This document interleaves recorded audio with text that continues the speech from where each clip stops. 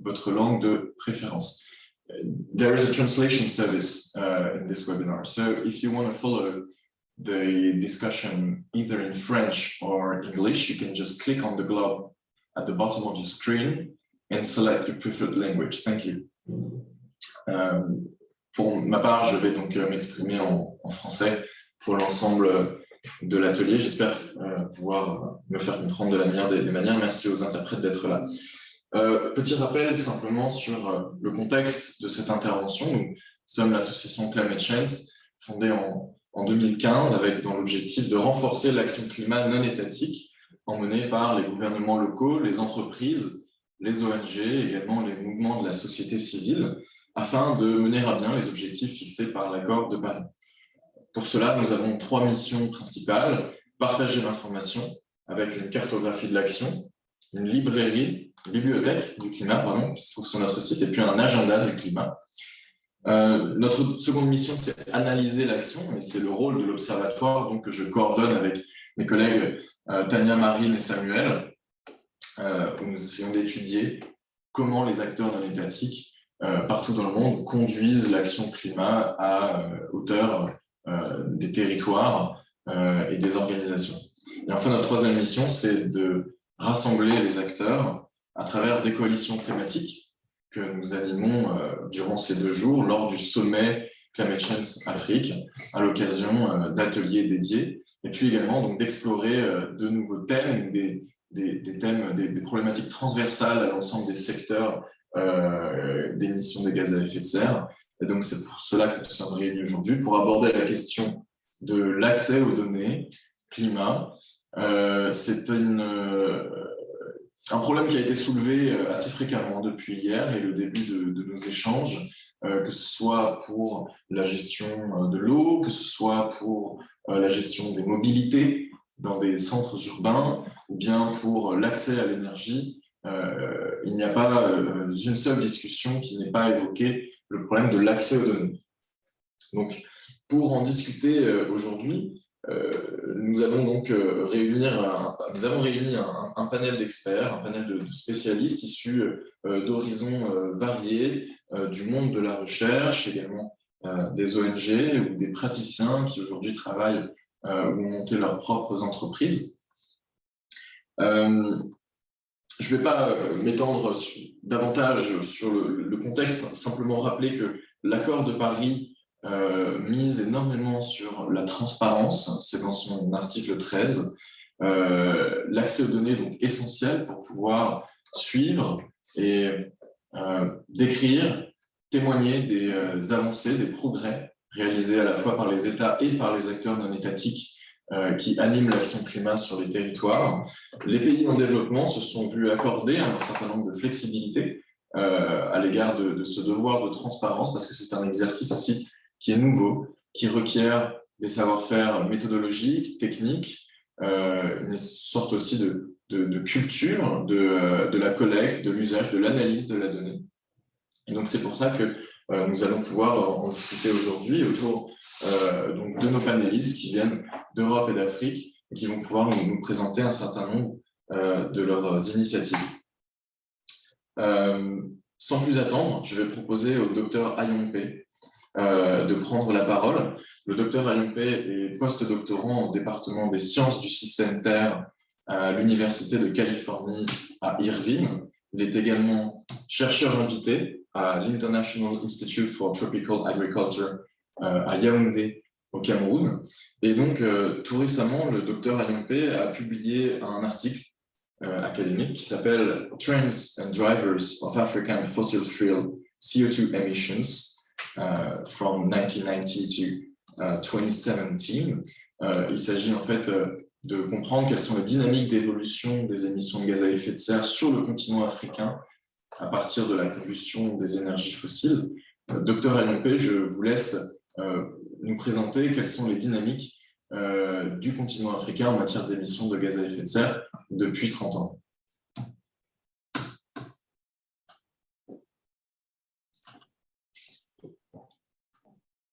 Okay, can you see my screen? Est-ce que vous voyez mon écran? Oui.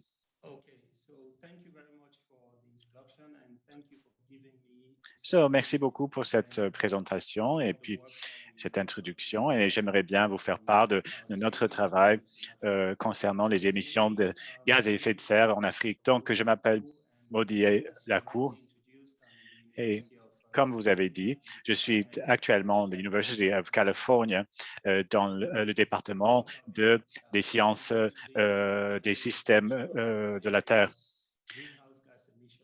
Donc, nous recherchons sur les émissions de gaz à effet de serre en Afrique entre 1990 à 2017.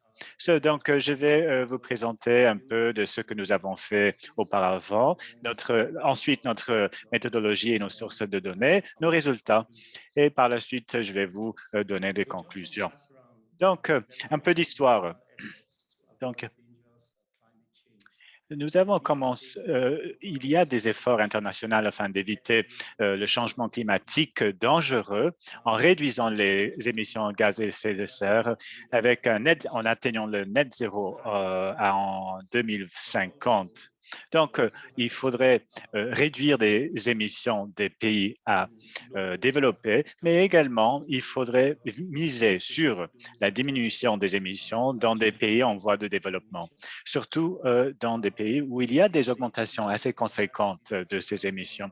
La plupart de nos analyses sont concentrées sur des pays développants où des programmes de réduction d'émissions sont déjà mis en place, mais il y a peu d'attention qui est donnée à ces pays africains qualifiés des pays en voie de développement.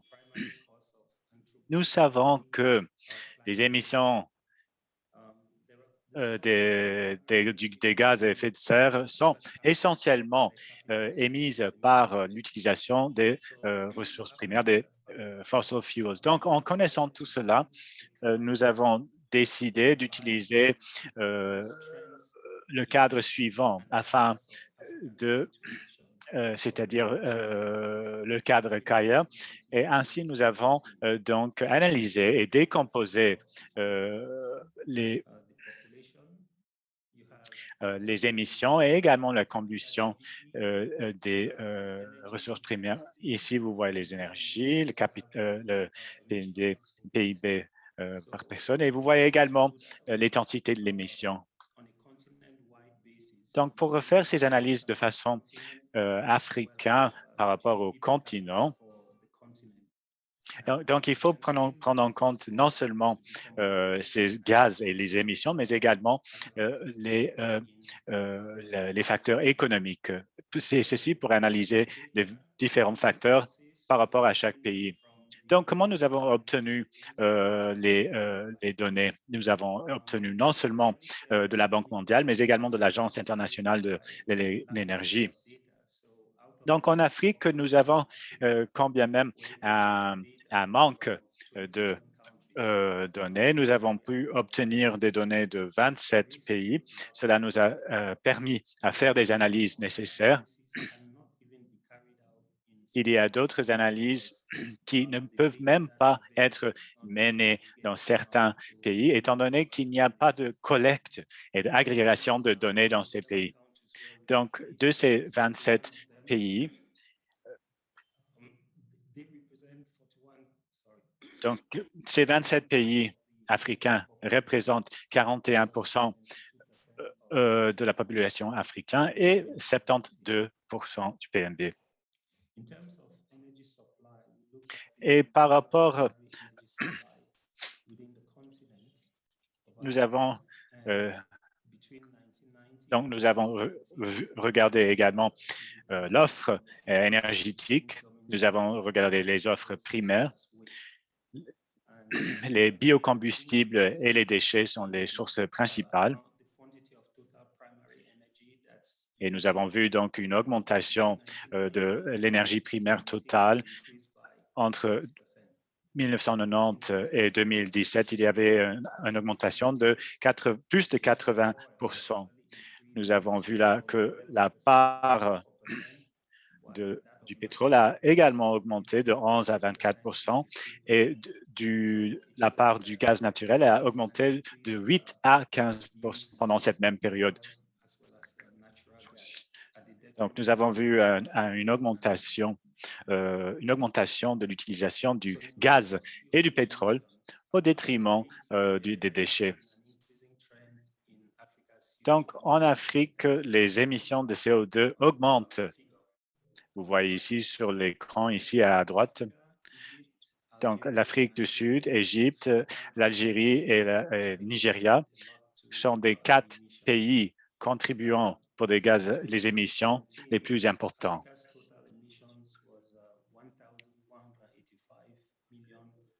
Les émissions totales pour l'Afrique étaient 1,1 milliard de tonnes métriques, ce qui représente seulement 4% des émissions totales au monde, et ceci en 2017. Mais il faut également savoir que nous voyons que les émissions par personne, nous voyons que tant l'intensité que les émissions par personne sont peu élevées en Afrique. Vous voyez ici dans les graphiques, vous voyez ici le changement entre 1990 à 2017. Donc, il y a une augmentation de 120%, qui est largement due à la croissance de la population et également, vous voyez, une augmentation de l'intensité de l'émission et aussi une certaine augmentation du PNB. Donc,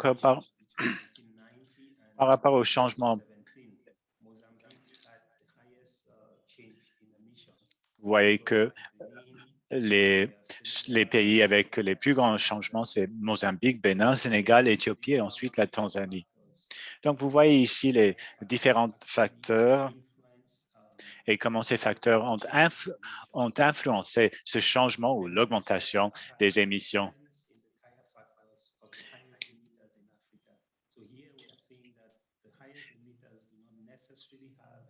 Nous voyons ici les tendances des changements.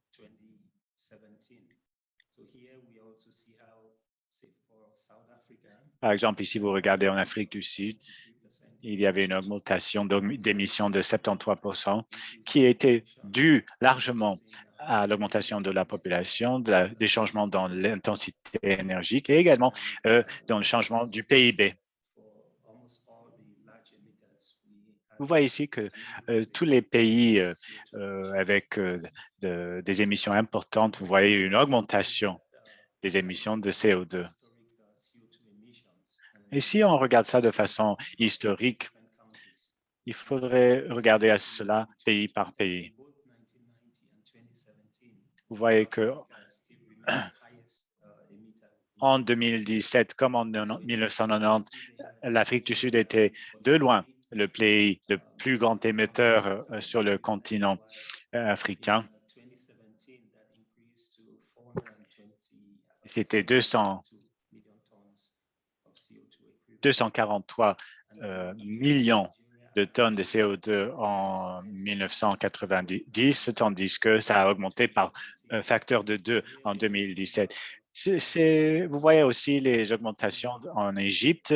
Égypte, ça a augmenté à peu près 3 fois. Et il y a d'autres pays où nous n'avons pas de données. Et quels sont les changements moyens entre 1990 et 2017?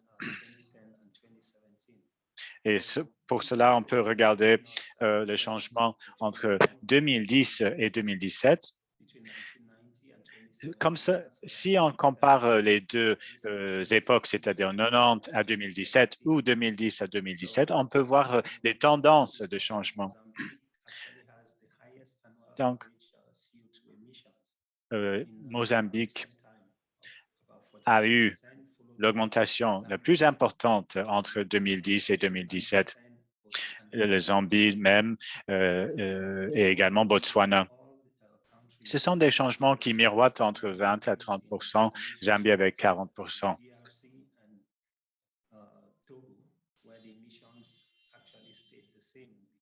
Ce n'était que le Congo et le Togo qui ont eu une stabilisation d'émissions. Au Libéria, il y avait, excusez-moi, en Libye, il y avait en effet une diminution d'émissions. Donc, c'est des chiffres qui sont très importants à court terme pour nous permettre de faire des prévisions pour comment les émissions seront en 2020. Excusez-moi, en 2030.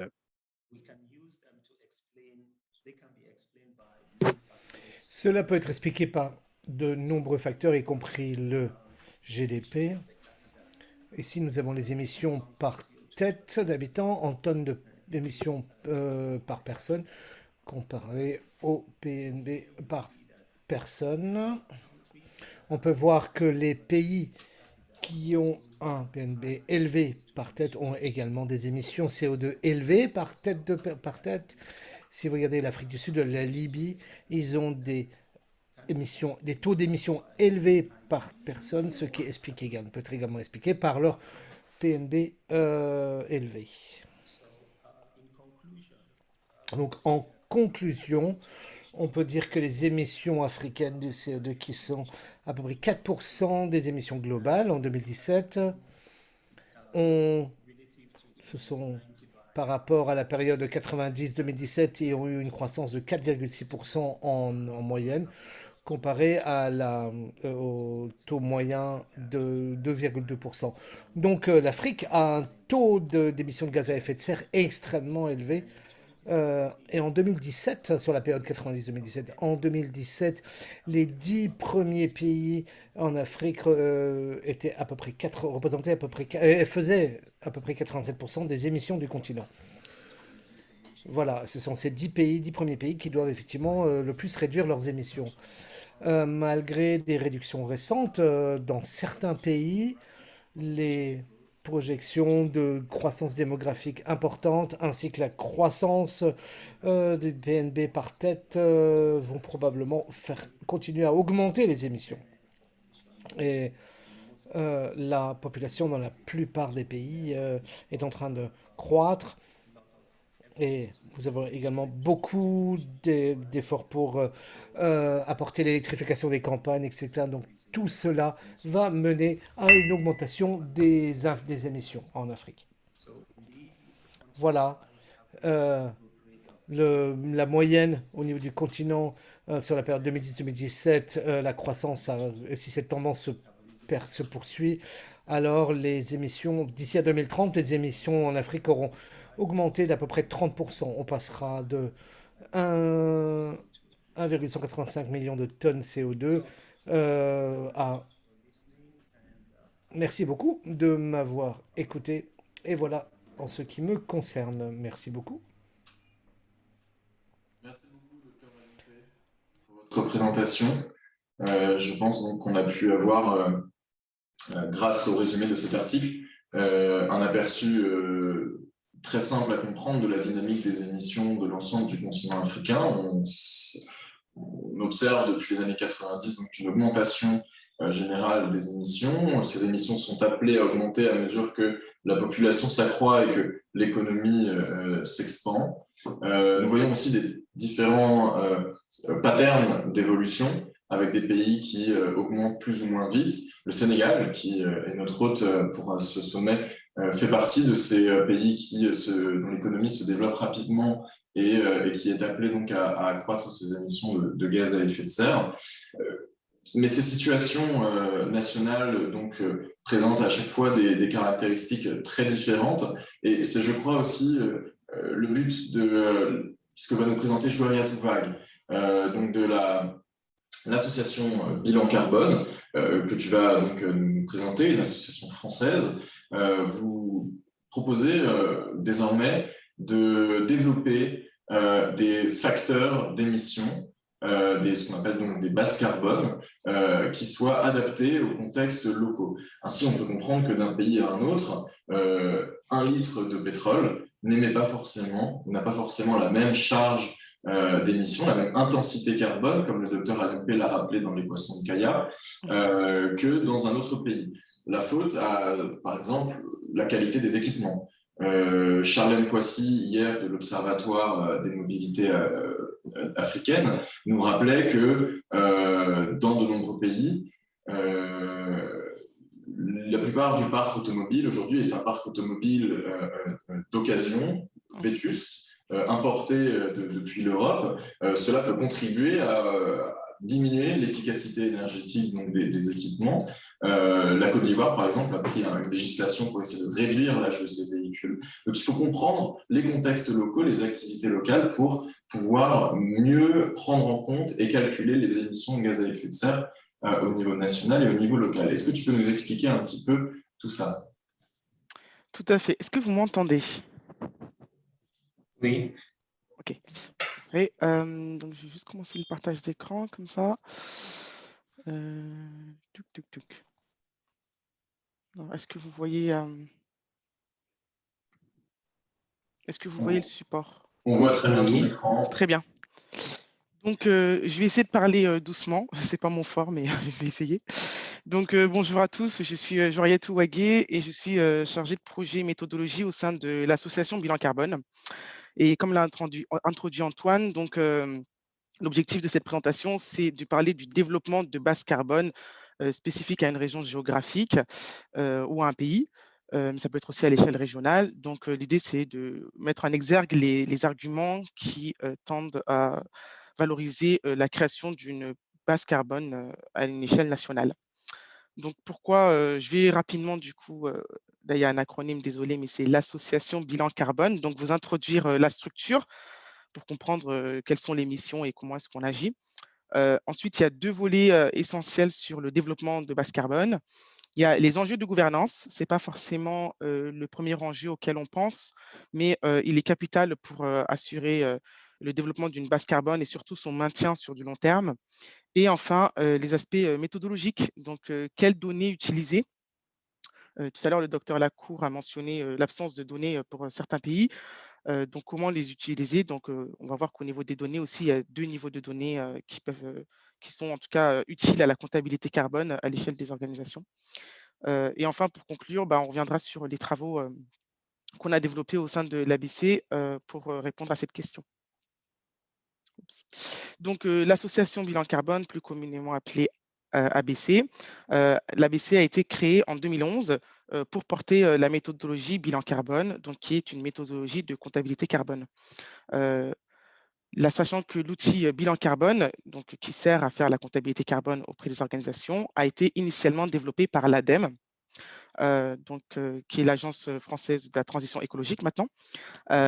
Donc, au début des années 2000, voilà, on a eu un premier développement de l'outil et en 2011, l'association a été créée pour porter l'outil pour que l'ADEME puisse se concentrer un peu plus sur les missions de soutien réglementaire.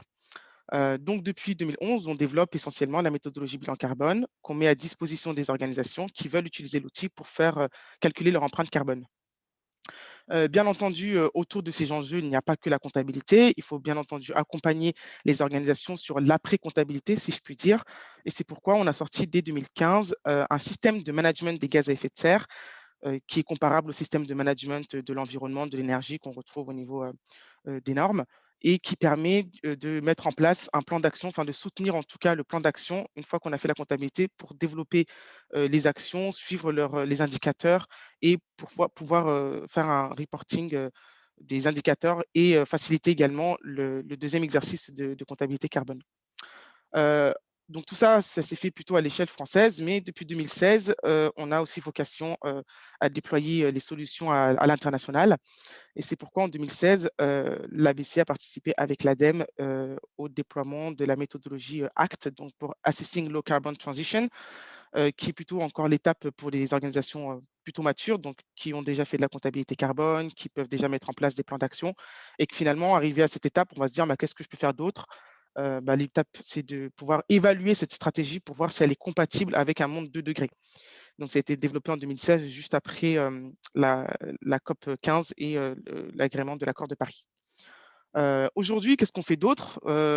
Au-delà des organisations, on Oui, On te suit bien, mais je pense que, comme tu le sais, tu peux ralentir un petit peu le rythme de parole.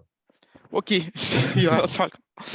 Donc, depuis, avec toutes ces solutions à destination des organisations, on a bien entendu vocation à diffuser un petit peu plus les informations auprès du grand public. C'est pourquoi on a développé des projets d'intérêt général, donc pour sensibiliser le grand public, type des petits déjeuners, un projet qu'on mène notamment auprès des collégiens et des lycéens pour qu'ils puissent participer au calcul de l'empreinte carbone de leur établissement, et des publications, bien sûr, qui ont vocation à informer le public sur les stratégies de comptabilité carbone, les stratégies de transition également, et renforcer aussi les arguments pour impulser les organisations à faire leur comptabilité carbone.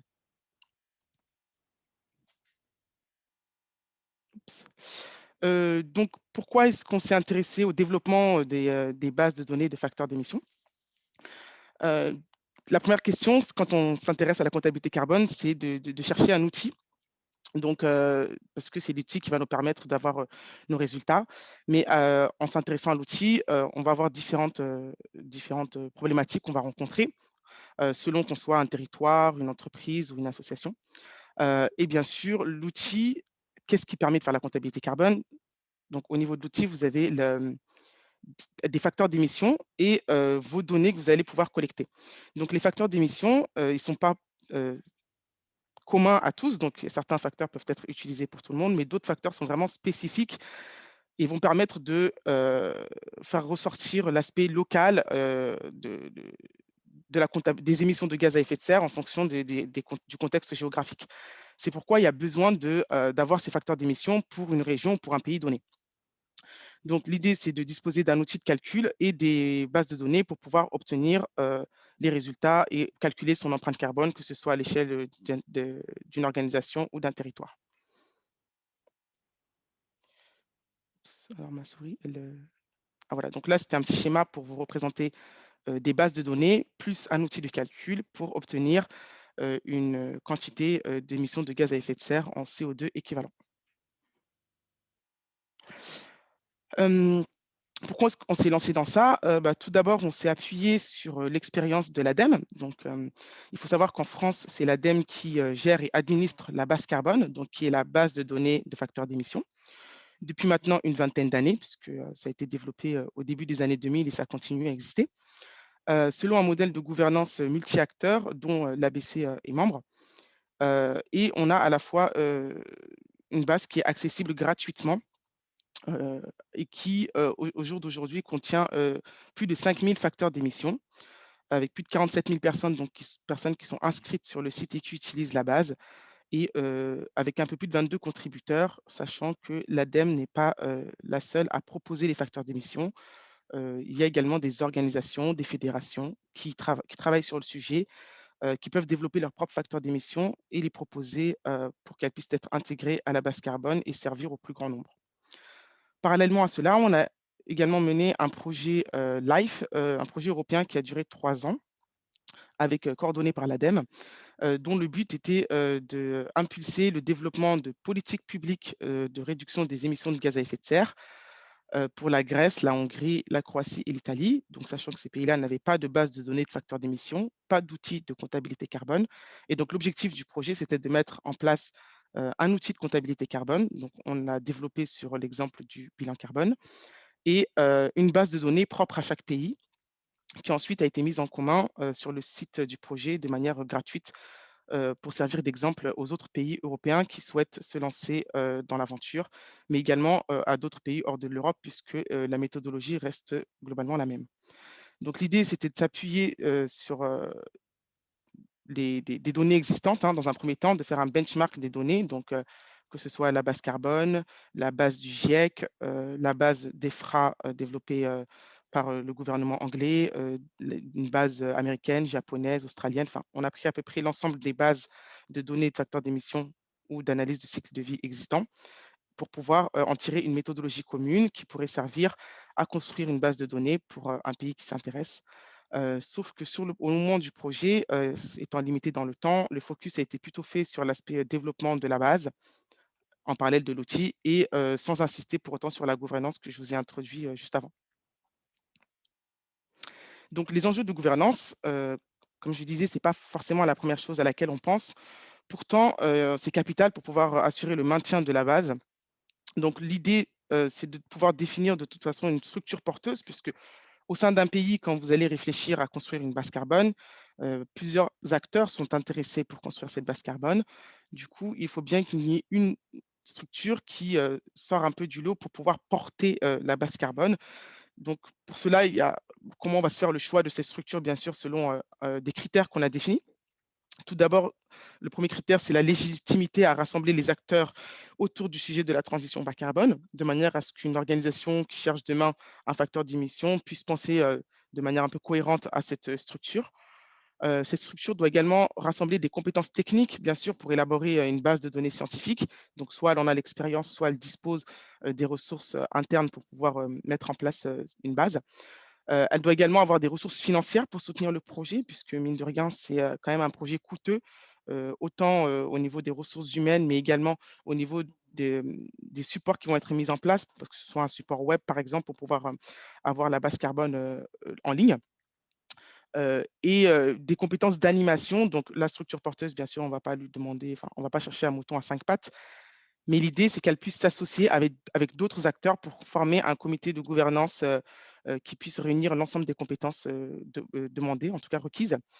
Donc, on va également retrouver au sein de ce comité de gouvernance des acteurs qui vont permettre d'alimenter la base. Dans la slide précédente, j'ai précisé qu'il y avait 22 contributeurs au niveau de la base carbone. Donc, non seulement cette structure porteuse va pouvoir mener des études pour produire des données, mais également récolter des données à travers d'autres contributeurs privés qui auront aussi développé des facteurs d'émission et qui pourront les mettre à disposition pour alimenter la base. Donc, l'ensemble de ces compétences va permettre de donner une cohérence à la base carbone, d'assurer son animation, d'assurer aussi le développement d'outils peut-être parallèles qui peuvent s'y affairer. Ça va être un petit peu comme un hub de la comptabilité carbone au sein du pays ou de la région en question. Alors là, en image, je pense, je ne sais pas si vous pouvez lire les petites écritures. Sur la dernière slide, j'ai mis le lien de la médiathèque de l'association Bilan Carbone, sur lequel vous pouvez retrouver le rapport complet en anglais et en français, et vous retrouverez l'ensemble des schémas qui figurent dans cette présentation. Donc, c'est juste pour vous montrer visuellement qu'on a besoin de plusieurs compétences. Donc, on a représenté par différentes couleurs. En couleur verte, ce qu'on a nommé expertise scientifique, donc qui sera portée une fois par la structure porteuse, également par des scientifiques qui seront missionnés à travers des demandes du comité de gouvernance et encore possible d'avoir une expertise internationale par le biais d'autres organisations ou structures qui travaillent dans le pays, par exemple, pour pouvoir contribuer à diffuser des outils ou des méthodes pour développer la base carbone.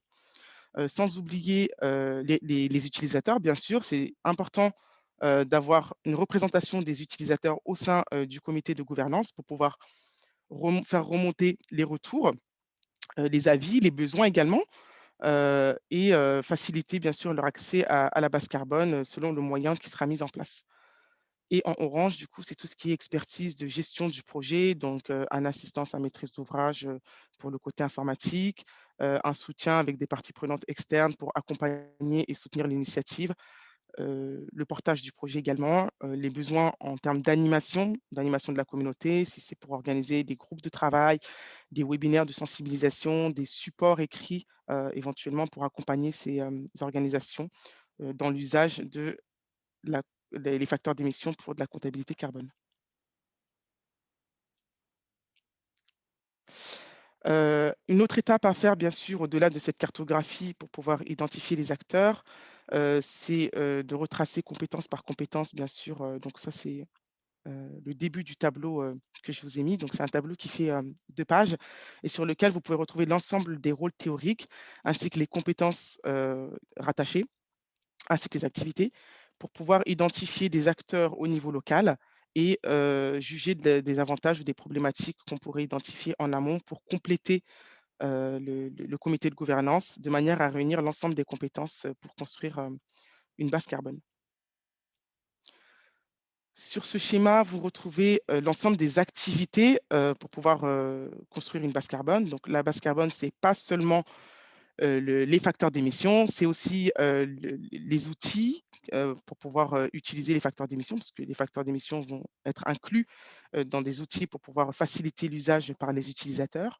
C'est également l'animation de la communauté, comme on en a parlé, mais aussi d'autres ressources multiples qui pourront accompagner les utilisateurs, sans oublier la vocation principale qui est le développement de stratégies de transition. Donc, bien sûr, c'est quelque chose qui va arriver avec le temps, mais qu'il faut anticiper dès la création de la base pour pouvoir mener un objectif concret. Donc là, on retrouve à petit peu près l'ensemble des acteurs. Donc, avec le comité de gouvernance au centre, on a les utilisateurs, les acteurs institutionnels, financeurs également, des fournisseurs de données et les utilisateurs. Donc maintenant, concernant les aspects méthodologiques, donc de quoi a-t-on besoin pour construire les facteurs d'émission? Donc, il y a déjà des données dans la littérature, soit issues de projets antérieurs ou d'une base existante, par exemple, qui vous permettent de retracer les étapes par lesquelles ces structures sont passées pour construire leur base carbone. Il y a différents choix méthodologiques à mettre en place et à adapter en fonction du contexte. Donc, la première chose, par exemple, c'est l'identification des principales sources de données. Pour se lancer dans une base carbone, aujourd'hui, à titre d'exemple, la base carbone en France contient plus de 5000 facteurs d'émission, mais ça a commencé petit à petit, bien entendu, avec un choix de secteurs prioritaires, donc notamment l'énergie. C'est un des sujets qui a été évoqué par le docteur Lacour dans la présentation précédente, justement parce qu'on va pouvoir suivre cet indicateur sur du long terme au niveau des différents pays, voir l'intensité, le relier à la population pour pouvoir faire des projections sur les émissions de gaz à effet de serre de ces pays. Donc, parmi les secteurs prioritaires, on retrouve l'énergie, le transport, l'industrie et petit à petit d'autres secteurs comme les intrants ou autres qui vont pouvoir se greffer une fois que la base sera solidifiée. À part ces données qu'on pourra récolter dans la littérature, il y a également le besoin de créer de nouvelles données avec des experts des secteurs concernés, puisque ça ne va pas si la littérature n'est pas complète dans un temps, il va bien sûr falloir créer des nouvelles données. Et pour cette création de nouvelles données, on s'appuie sur des analyses de cycle de vie, donc des données qui sont générées par des scientifiques, des experts, raison pour laquelle il faut les associer au niveau de la création des données. Un élément méthodologique majeur, je crois que c'est Antoine qui avait cité la transparence dans l'introduction, la transparence des données, raison pour laquelle on appuie, en tout cas, on a une valeur ajoutée assez importante au niveau de l'incertitude d'une donnée, puisque bien entendu, toutes les données ne sont pas créées ou générées de la même manière et pour certaines données, il y a un niveau d'incertitude qu'il est intéressant de donner, en tout cas à l'utilisateur final, de manière à ce qu'il puisse avoir une totale visibilité sur la donnée et sa qualité. Il y a également une documentation qui est à destination des utilisateurs, bien qu'ils ne vont peut-être pas l'utiliser tout de suite, parce que quand on cherche un facteur d'émission, on voudrait une valeur pour calculer nos émissions de gaz à effet de serre. Mais c'est également intéressant de savoir comment est-ce que ce facteur d'émission a été construit, sur quel périmètre, est-ce qu'il comprend l'amont, est-ce qu'il comprend l'aval, est-ce qu'il prend en compte la fabrication, par exemple. Donc tout ça, c'est de la documentation qui vont permettre de donner plus d'informations sur la construction de la donnée, avec les hypothèses de calcul, les sources de données qui ont été utilisées, et informer l'utilisateur au maximum sur cette donnée. Il y a également un processus de vérification qui doit être mis en place. Alors, il a double vocation. D'une part, pour s'assurer de la robustesse des données qui vont être apportées par des contributeurs tierces, et d'autre part, pour avoir une homogénéité au niveau de la méthodologie sur les facteurs qui sont fournis par le comité de gouvernance et ceux qui sont développés par des acteurs tierces. Et tout ce processus est assez important pour alimenter la base, puisque plus on aura d'acteurs qui vont s'intéresser sur le sujet, plus ils vont pouvoir mener leurs propres études, plus ils vont pouvoir alimenter la base et renforcer la communauté et le développement de cette compétence carbone au sein de la société. J'ai évoqué rapidement les formats de diffusion à choisir. Donc, est-ce que ça, c'est vraiment un choix libre? qui peut évoluer dans le temps également. Donc, ça va prendre en compte au niveau de la gouvernance du projet. Est-ce qu'on part sur une version web? Est-ce qu'on part sur une version tableur en tenant en compte des spécificités locales? Est-ce que l'accès à Internet est assez facile? Est-ce que la version tableur est plus facile à diffuser ou à utiliser, en tout cas, par les personnes concernées? Mais ce n'est pas verrai quelque tout. chose de fixe. Oui, Je pense qu'on va essayer de d'accélérer. conclure. Ouais. Juste le petit mot de fin, parce que je sais que c'est ta dernière slide. Ouais, Et puis on va partager après, de toute façon, toute la documentation dans le chat. ça marche. Donc, au-delà de la construction de la base de données, il y a aussi des outils. Alors souvent, on peut commencer par un outil simple. Il y a des outils qui existent déjà. Donc, j'ai cité la base carbone, le bilan carbone. Il y a également le GHG protocole ou d'autres outils qui peuvent être très simples à développer pour que ce soit un outil propre au pays. Donc, il y a des outils simples. Ça va dépendre en fonction de la cible. Et également, l'outil va être de plus en plus complexe une fois que les utilisateurs auront une montée en compétences un peu plus importante pour pouvoir prendre en main les outils. Donc, il me manque une image, voilà. L'ensemble des informations sont disponibles dans une note de cadrage ou un framework paper qu'on a développé cet été, donc qui sont disponibles en français et en anglais sur le site de l'ABC. Donc, l'objectif, bien sûr, c'est de comprendre pourquoi développer une base carbone, comment la développer, comprendre les enjeux de collaboration pour pouvoir à développer en tout cas et lancer le projet.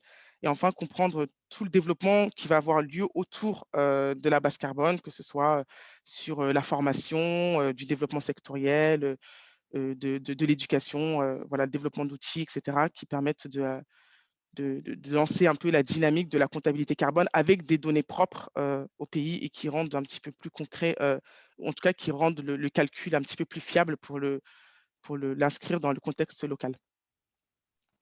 Merci.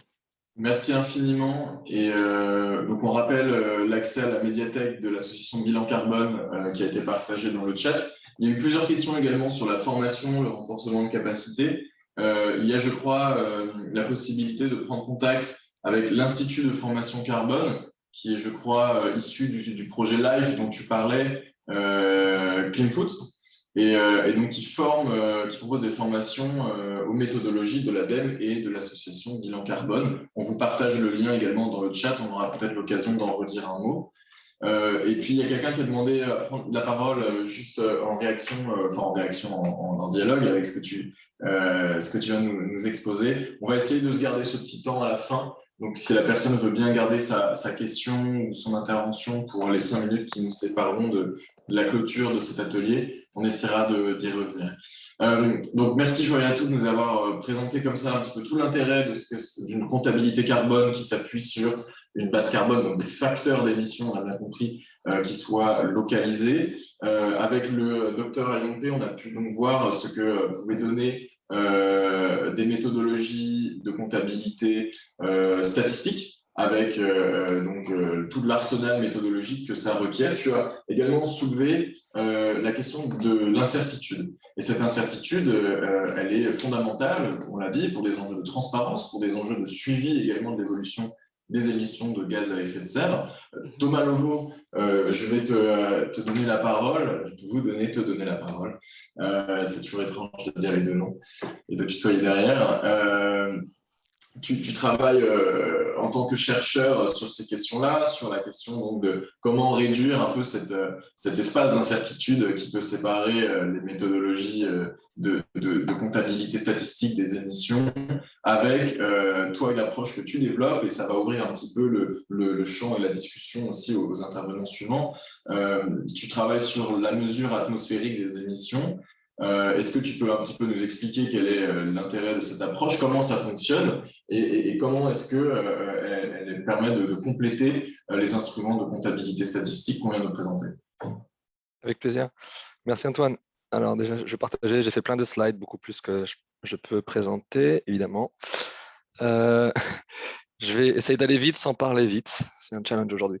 Je voudrais vous présenter les outils d'information qui sont en développement et qui sont déjà implémentés sur certaines villes dans le monde. C'est un travail qui est fait avec des partenaires, évidemment. Je vais essayer de les citer du mieux possible parce qu'il y a des jeunes qui n'ont pas eu l'occasion de présenter leurs travaux pendant la pandémie. donc je vais leur donner un peu de crédit. Voilà, ça c'est les 3 auteurs qui ont collaboré là-dessus, Nalini, Jingwei et Charbel. Donc ce que je vais vous présenter aujourd'hui, c'est beaucoup issu de leur travail. Les inventaires, la méthode, je dirais, standard de référence et qui est une très bonne méthode pour avancer vers une réduction des émissions. En tout cas, c'est la base avant d'avoir une politique climatique. On est obligé d'avoir des chiffres qui tiennent la route. Sinon, on part vers des prospectives, des scénarios futurs qui ne vont pas avoir de sens. Hélas, la réalité des inventaires est compliquée. On a des disparités dans les protocoles. On a beaucoup de latence. Généralement, le temps de compiler un inventaire prend 2 à 3 ans, 4 ans. Certaines villes ne publient que tous les 5 ans. Donc, on a peu d'informations. Pour un décideur public, c'est très difficile d'avoir une information à jour. Et donc, on finit aussi avec des inventaires qui ont des protocoles différents, ce qui veut dire qu'ils ne sont pas comparables. On a une grande incertitude parfois sur la manière dont c'est calculé. Et comme on a présenté Madame Wagé juste avant moi, la difficulté d'avoir des facteurs d'émission est un gros problème. On a des facteurs qui peuvent être complètement dépassés, qui viennent des années 80, ou qui sont impliqués ou qui ont été calculés dans des pays qui n'ont absolument rien à voir avec les pratiques courantes de là où on en est. Il y a eu des progrès et il y a des gens qui font partie d'ailleurs de ce sommet, comme le C40 et Covenant of Mayors en Europe et dans le monde, qui travaillent à ces protocoles, qui font un énorme travail pour essayer d'homogénéiser ce qui se passe, mais ça reste très difficile d'arriver à un accord entre toutes les villes et tous les gouvernements locaux. Ce qui se passe dans le milieu de la recherche, c'est qu'on a pris une approche complètement différente. Je vous montre un exemple sur les États-Unis. Ça s'applique également dans beaucoup de pays dans le monde. On part sur un chiffre national, les émissions nationales. L'échelle nationale est la seule échelle physique réelle. Ça veut dire que dès que vous arrivez dans l'échelle locale, il n'y a plus de suivi réellement des échanges d'énergie et des échanges de matières premières. Le seul suivi qu'on a sur les marchés, c'est l'échelle nationale. Donc, on part de ce chiffre-là qui est le plus fiable de tous et on va essayer maintenant d'améliorer la résolution. Et pour ce faire, on a besoin de beaucoup d'informations. Informations sur le trafic, la consommation d'énergie, consommation de gaz, le chauffage, etc. Il faut récupérer toutes ces données et on peut faire des cartes assez précises, on va au kilomètre en résolution, sur l'ensemble du pays qui sont cohérentes avec l'échelle nationale. Et vraiment, je tiens à le dire parce que c'est le seul chiffre on peut réellement se baser dessus. On sait que ce chiffre-là est vraiment très fiable. Quand on a fait cette comparaison avec les inventaires des villes, chaque ville fait son inventaire officiel, on retrouve dans ces inventaires des gros écarts. Quand je parle de gros écarts, ça peut aller jusqu'à 100% sur des villes américaines. Chaque ville a mis en place son protocole en suivant évidemment les conseils d'un expert. Mais chaque ville va suivre d'une certaine manière un protocole et puis va faire son bilan à la fin. Certaines villes utilisent les mêmes protocoles, d'autres pas du tout. Donc, vous avez une grande disparité dans les résultats. Pourquoi est-ce qu'on en est là? Parce qu'il y a une longue historique des protocoles et des consortiums. Il y a un papier très intéressant qui a un petit peu fait l'historique de tout ça et qui vous montre la complexité des protocoles qui ont été développés au fur et à mesure des années et des instituts qui sont derrière, qui vont finalement essayer de faire le lien entre les services des villes, des régions, et puis l'utilisation de ces protocoles.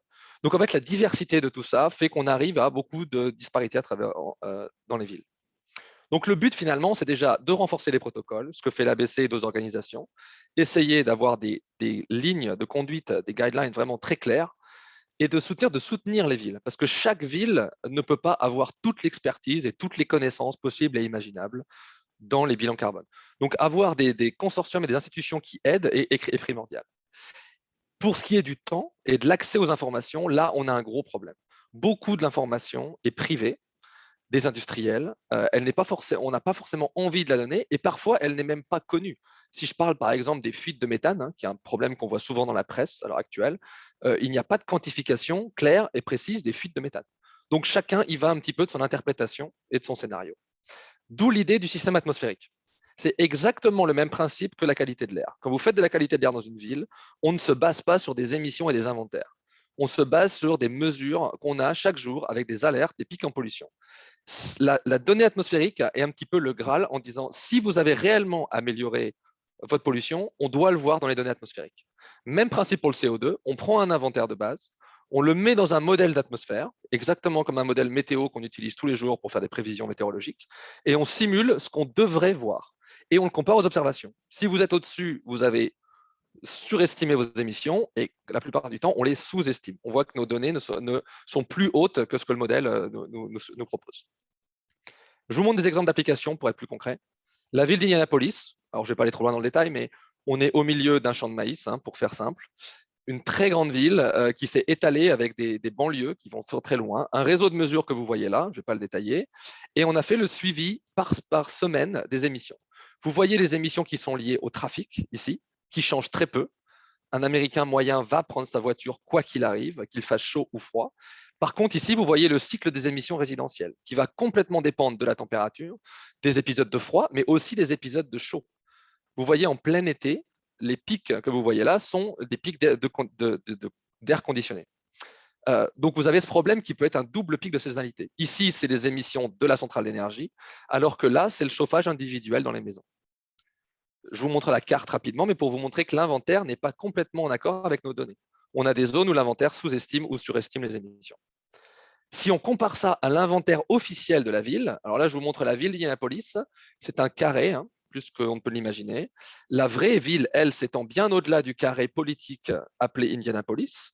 Ici, vous avez les limites du comté, le county aux États-Unis, les limites de la ville qui sont encore différentes du county et qui sont différentes de celles de la métropole. Donc, on a 3 échelles différentes, mais qui sont toutes finalement la même chose. On parle de la même structure urbaine qui est devant nos yeux. Le bilan est inférieur de 35% à 38% par rapport à notre estimation. Et on sait pourquoi. Il n'y a pas de collecte du fuel domestique. Le modèle de trafic est sous-estimé. Il y a eu des secteurs entiers où il manque des composants des émissions. Donc, on sait qu'il y a des manques dans le système. Il y a des trous qui n'ont jamais été comblés. Donc, aujourd'hui, la ville d'Indianapolis se base sur un chiffre qui est 40% inférieur à la réalité pour faire sa politique climatique. Je ne vais pas aller dans le détail, mais si je vous montre secteur par secteur, le schéma est encore pire. Parfois, certaines villes ont 80% d'erreurs dans leur trafic. Ce qui veut dire qu'elles surestiment complètement ou sous-estiment complètement leurs émissions sur les trafics. Je vais vous montrer ce qui s'est passé à Paris. C'était un exemple qu'on a pris parce que le confinement a réellement affecté le comportement des Parisiens pendant un court événement. Et ça, les inventaires ne le sauront que dans 2 ans ou 3 ans, quand les chiffres officiels vont sortir. On l'a fait en temps quasi réel. Et je vais vous montrer ce qui s'est passé sur les 3 ans. Vous voyez ici la période comparée entre 2018, 2019 et 2020. Donc là, vous voyez la période du premier confinement avec réellement un changement massif dans le comportement des Parisiens et un deuxième confinement. On n'a pas du tout la même diminution dans le trafic parce que le deuxième confinement n'était pas le même. Les écoles sont restées ouvertes, les industries et les activités ont été permises. Il a été beaucoup moins strict que le premier. Donc vous voyez qu'en fonction des activités, on a eu des comportements très différents. Mais surtout, ce que je voudrais marquer, c'est que la ville était complètement arrêtée et malgré tout, on avait toujours 50% des émissions. Ce qui veut dire qu'en fonctionnement minimal, Paris a la moitié de ses émissions nominales. Si tout le monde arrête d'aller au travail demain, nous n'aurons baissé les émissions que de 50%. Ça montre aussi le travail qu'il y a à faire pour atteindre les objectifs de 2030-2035 sur une ville comme Paris. Ici, je vous montre les calculs pour ne pas aller trop compliqué, mais encore une fois, le même problème. Vous avez Paris même, la région parisienne, et puis l'Île-de-France. Et tout ça est une métropole qui peut varier de 1,5 million d'habitants à 12 millions d'habitants. Donc, on parle vraiment d'échelles complètement différentes. Je voudrais aller plus loin parce qu'il y a eu d'autres expériences qui ont été faites sur la ville de Cape Town en Afrique, qui est en Afrique du Sud, qui est vraiment une ville intéressante parce qu'à la fois, c'est une ville côtière, donc très spécifique avec un port important, et une urbanisation croissante, à 2 à 3% de croissance par an sur les dernières 20 ans. La ville de Cape Town avec 3 sites qui ont été instrumentés de la même manière. Et là, je reviens sur le papier qui vous a été présenté juste avant par Dr. Yampe, qui montre l'importance de l'Afrique du Sud dans le bilan global des émissions du continent africain. Un pays qui n'est pas forcément le plus fort en croissance, mais en termes d'émissions qui est très important. Et un suivi a été fait de la même manière sur la ville de Cape Town. Et vous voyez ici l'évolution de la température, hein, avec un cycle saisonnier inversé. Mais regardez bien les émissions qui, elles, par contre, vont s'inverser. Ce qui veut dire qu'en hiver, finalement, il y a moins de consommation qu'en été. Vous avez ici un cycle complètement inversé de comportement. Vous ne pouvez pas prévoir simplement parce que la température est basse, les émissions vont monter. Il y a beaucoup plus derrière d'activité humaine. Est-ce que les gens sont en vacances ou en activité? En quelle période est-on? Comment les gens se comportent en fonction de la saison? Je voudrais aussi vous montrer Jakarta, une ville complètement différente. Et là, on part dans les tropiques. Alors là, ça devient encore plus intéressant parce qu'il n'y a quasiment pas de cycle saisonnier à la base. On est dans une région tropicale. Mais on a une saison des pluies. Donc là, je vous montre rapidement la ville de Jakarta pour aller vite. Vous avez la baie de Jakarta avec des montagnes qui sont très élevées. On est à 3000 mètres d'altitude sur le haut de la colline. On est au bord de la mer en 50 km. Donc c'est vraiment un contraste énorme. La ville de Jakarta, là maintenant, vous regardez la différence dans le CO2 et vous voyez qu'entre la saison des pluies et la saison sèche, vous avez un énorme changement des comportements. Pourquoi? Déjà parce que la météo a changé. Le vent n'est pas du tout le même pour la saison des pluies. Vous avez une dominante d'ouest, une circulation d'ouest au-dessus de Jakarta. Donc, on ne mesure pas du tout la même chose.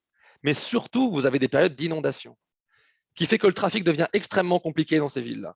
Il est très ralenti, on a une accumulation du trafic, et on a donc une chute. Ici, je vous montre les données qui sont enregistrées par TomTom, un indice qui mesure les GPS des voitures. Et vous voyez comme le trafic va chuter pendant ces périodes d'inondation. Et c'est aussi pendant ces périodes-là où on ne pourra pas voir depuis le satellite les émissions de l'espace. Parce que ce qui se passe à l'heure actuelle, on n'a pas de réseau au sol. Il y a très peu de réseau au sol. Donc la solution pour le reste du monde, c'est le satellite, à l'heure actuelle. Si on veut agir vite et mesurer les émissions partout dans le monde, le satellite, je vais pas aller dans le détail. Je vais passer cette slide-là parce que j'ai vraiment pas le temps. Je vais pas aller dans le détail, mais simplement, c'est les rayons du soleil qui traversent l'atmosphère. On les mesure par le satellite et on regarde combien de CO2 a absorbé la lumière dans le passage du satellite. Je vais m'arrêter là pour le cours de physique. Voilà ce qu'on regarde par l'atmosphère. Vous voyez ici le passage du satellite près de la ville de Lahore, au Pakistan. Vous voyez le passage du satellite, le vent soufflait dans la bonne direction, et donc le satellite a mesuré un panache, exactement comme un panache de pollution que vous pouvez mesurer depuis la ville, mais là, c'est un panache de CO2. On a beaucoup de pertes de données parce qu'il y a des aérosols dans l'atmosphère, il y a de la pollution, il y a des nuages, c'est compliqué, mais on arrive à avoir des données comme cela, et on peut mesurer les panaches des villes avec ce genre de satellite. Je vous montre ici un autre exemple sur Washington, qui est un nouveau satellite qui mesure, lui, qui fait plusieurs passages. Vous voyez plusieurs bandes en même temps, qui nous permet d'avoir des formes de cartes. Un autre exemple sur Mexico, la ville de Mexico City, au milieu du bassin de Mexico, aussi avec un relief très important en topographie, et qui montre ici l'anomalie de CO2 qu'on mesure. Donc ça, ce sont les émissions mesurées par le satellite et qui créent un panache de CO2. Donc on peut suivre aussi des villes qui n'ont pas des réseaux de mesure au sol, et on peut faire des comparaisons avec les inventaires existants des villes pour voir si on est en accord. Je vais conclure sur une phrase qui est importante parce que pour moi, c'est vraiment là. Il y a deux choses très importantes là-dedans. Il y a la confiance. À l'heure actuelle, il y a un manque de confiance. Les chiffres donnés par les villes, on sait très bien qu'il y a des problèmes et on sait qu'on ne peut pas forcément faire confiance aux chiffres annoncés. Quand on met en place une politique publique locale, on a une espérance, maintenant il faut la vérifier. Et très souvent, les actions politiques ont peu de suivi. On sait qu'on a eu un impact sur le trafic, mais on ne sait pas quelles sont les covariations. Si les gens arrêtent de prendre la voiture pour aller dans le bus, c'est très bien. Mais s'ils arrêtent de marcher pour prendre le bus, vous n'avez absolument rien gagné en termes d'émissions carbone. Ce qui veut dire que parfois, on a du mal à avoir l'impact réel des politiques publiques. Et comme la trajectoire est très rapide, on annonce des estimations en 2030. Il nous reste 10 ans. S'il faut attendre 4 ans pour avoir une estimation de ce qu'on a mis en place en 2020, en 2025, vous avez le chiffre de 2021. Si vous êtes sur la mauvaise trajectoire, vous n'avez plus que 5 ans pour redresser ce que vous avez mal fait pendant les 4 premières années. Ce qui veut dire qu'en réalité, il nous faut un suivi beaucoup plus rapide et il faut qu'on sache si dans 2 ou 3 ans, les politiques publiques ont marché ou pas. Sinon, la politique va partir dans le mauvais sens et il sera quasiment impossible de rattraper le retard sur les politiques climatiques. Donc voilà l'intérêt que je vois dans ces systèmes-là et l'importance de la rapidité d'information qui, à l'heure actuelle, n'est pas forcément disponible pour les décideurs publics. Merci Thomas.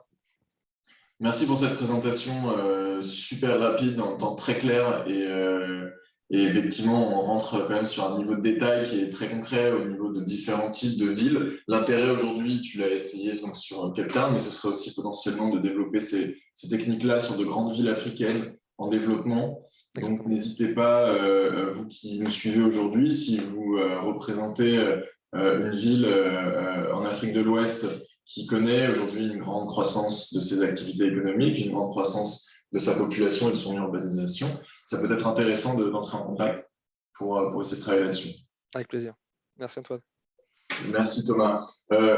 On va continuer donc sur cette lecture spatiale des émissions et aussi de la récolte en général des données qui peuvent nous permettre à la fois donc, de mieux préparer nos politiques publiques visant à réduire les émissions de gaz à effet de serre, mais également de s'y préparer. Thomas, tu as parlé des inondations à Jakarta. On a vu quel impact ça peut avoir sur le trafic urbain. Je crois que le docteur Lavali Touré, donc, qui est avec nous, vous êtes président ou fondateur de Geomatica, qui est une entreprise que vous dirigez donc aujourd'hui. Vous êtes enseignant-chercheur également à l'université de Sine Saloum El Hadji Ibrahima au Sénégal. Et donc, vous travaillez sur une discipline qui s'appelle la géomatique, qu'on ne connaît pas forcément tous très bien ici. Donc, ça va être intéressant de vous expliquer en quoi ça consiste et surtout comment est-ce que ça peut servir à mieux préparer l'anticipation de la croissance des villes dans le futur ou des différents phénomènes climatiques qui peuvent adapter la vie de chacun. C'est à vous. Merci beaucoup pour l'invitation. Comme vous voyez, je suis le fondateur de Geomatica et je suis aussi enseignant-chercheur. Donc, je suis chercheur et en même temps, je suis dans le domaine de Geomatica. Et ma casquette d'aujourd'hui va être plus axée sur la dimension de Geomatica. Pour faire simple, la géomatique, c'est un ensemble de disciplines qui traite de l'information spatiale. Donc, si vous faites de la géolocalisation, sachez que vous faites de la géomatique. Ceux qui regardent Google Earth, Google Maps ou autres produits qui intègrent des données spatiales géolocalisées font aussi de la géomatique. C'est pareil pour celui qui regarde la météo le soir, grâce à la cartographie des nuages. On est en train de faire du traitement des images satellitaires, c'est aussi de la télédétection, et j'en passe. Et sans oublier la topographie. Donc, c'est un ensemble de disciplines qui ont pour vocation la collecte, le traitement, l'analyse des données géographiques, donc une coordonnée, une référence spatiale. Donc, ça, c'est la géomatique. Et il y a plusieurs disciplines. Il y a les SIG, les SIG, il y a la télédétection, il y a la photogrammétrie, il y a la topographie, qui sont un ensemble de disciplines qu'on a en géomatique. Ça, c'est pour faire, en gros, la géomatique. Par rapport à ce qui nous concerne aujourd'hui, je vais présenter un peu ce que nous faisons, nous, grâce aux données qui sont issues des satellites ou de l'observation satellitaire. Nous partons du postulat très simple. Les changements climatiques ne sont pas une invention. Les populations les vivent au quotidien. Ma carrière de chercheur m'a permis d'avoir des données avec mes collègues, aujourd'hui, des changements qui sont intervenus dans nos territoires, ruraux ou urbains au Sénégal de manière générale. Et nous essayons de voir dans quelle mesure nos résultats de recherche peuvent-ils être transformés en action par les populations locales pour qu'ils puissent comprendre les changements qu'ils vivent et comprendre également quelles actions elles doivent faire pour faire face ou pour atténuer ces changements-là. Donc là, on a développé beaucoup d'activités de recherche et de développement et d'actions également envers les jeunes et les enfants pour qu'ils puissent être sensibilisés sur les impacts du changement climatique dans le territoire. Là, je vais aller très vite dans les applications. On fait beaucoup de recherche et développement sur les thématiques environnement, climat et développement territorial. On parle également du postulat simple. Le climat aujourd'hui affecte nos territoires, affecte également les populations et les activités socio-économiques, sans compter le substrat qui est le sol ou la mer ou autre chose. Maintenant, comment est-ce que les populations-là vivent ces changements-là et qu'est-ce qu'elles font en face? Et qu'est-ce que nous pouvons faire en tant qu'acteurs scientifiques pour les aider à mieux faire face à ces changements? Là, c'est une dynamique. On fait souvent des cartes d'occupation spatiale à plusieurs temps pour comprendre quels sont les changements spatiaux qui sont intervenus entre les usages des sols. Entre 1972 à 2018, et surface agricole qui ne l'est plus. Qu'est-ce qui était surface zone d'eau qui ne l'est plus ou qui est, voilà, quels sont les changements intervenus dans l'usage des sols? Et nous faisons des cartes du genre grâce aux satellites. Donc, nous allons prendre des images satellitaires que nous allons traiter pour en faire des cartes diachroniques. Et on voit dans la zone de Sédhiou qu'on a ici avec les 4 cartes sur mon image, quelle est l'évolution spatiale en surface et en surface de chaque classe d'occupation. On a retenu 5 classes principalement. La classe eau, la classe sol nu, la classe surface agricole, la classe zone forestière et la classe habitat. Et chaque classe, on a essayé de voir combien elle a augmenté ou diminué en surface et dans quelle zone. Et essayer de comprendre quels sont les facteurs qui sont à l'origine de cette évolution et les conséquences de ces changements-là sur l'homme, mais également sur le milieu. Et là, c'est ça que nous faisons dans beaucoup de zones au Sénégal avec des suivis rapides grâce à des outils comme les Google Earth Engine. On prend des images satellitaires, on a aussi des drones pour suivre ces territoires-là. Parce que c'est facile de dire que les changements climatiques sont là. Mais nous, on essaie de quantifier et de spatialiser cette dynamique. On dit que la mer avance. Mais de combien de mètres ou de centimètres la mer a-t-elle avancé en 2 temps au Sénégal? C'est ça que nous essayons de montrer avec des données fiables et des chiffres à l'appui, ces changements-là que nous, scientifiques, que nous voyons sur le territoire. Et là, c'est des éléments qu'on a fait dans plusieurs zones du Sénégal. On a essayé de voir vraiment sur les zones forestières, voir comment elles évoluent, les zones d'habitat, voilà, quels sont aussi les changements d'usage des sols. Nous avons aussi fait, on dit qu'on ne va pas s'arrêter seulement à décrire. On va aussi faire des actions concrètes. Dans le cadre de Geomatica, on a initié ce qu'on appelle Mappathon Géo 48H. Donc, pendant 48 heures, en 2 jours, on va regrouper une centaine de jeunes du Sénégal dans une zone donnée, quoi. Constater et observer avec eux le milieu, voir avec les acteurs sur place les changements intervenus et quelles actions on préconise pour faire face. Et là, nous avons fait dans plusieurs, on a déjà fait dans 4 zones protégées au Sénégal.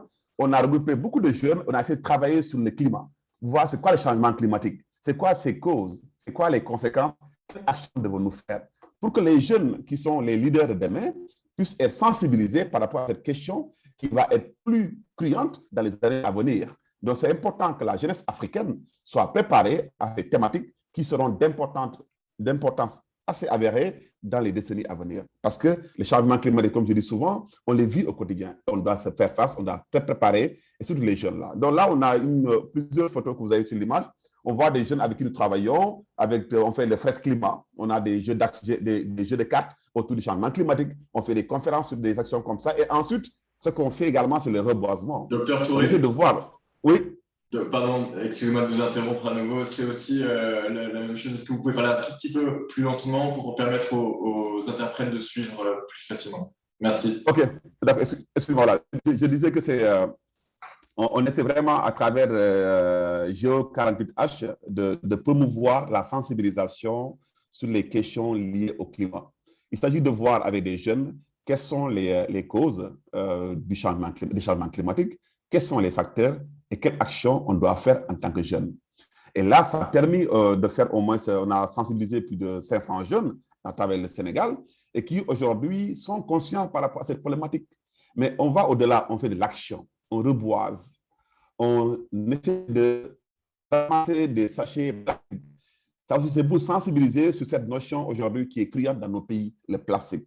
Donc, on essaie de voir vraiment la thématique environnement et voir comment est-ce qu'on peut, à travers la sensibilisation, faire également des actions concrètes avec des acteurs de terrain et surtout les jeunes. Ça, c'est Géo 48H. On a aussi fait ce qu'on appelle une classe, une carte. Là, c'est un prétexte qu'on a pris, très simple. On dit que les enfants des écoles élémentaires sont des cibles principales. Parce que c'est les enfants d'aujourd'hui qui seront des leaders de demain, des aînés de demain.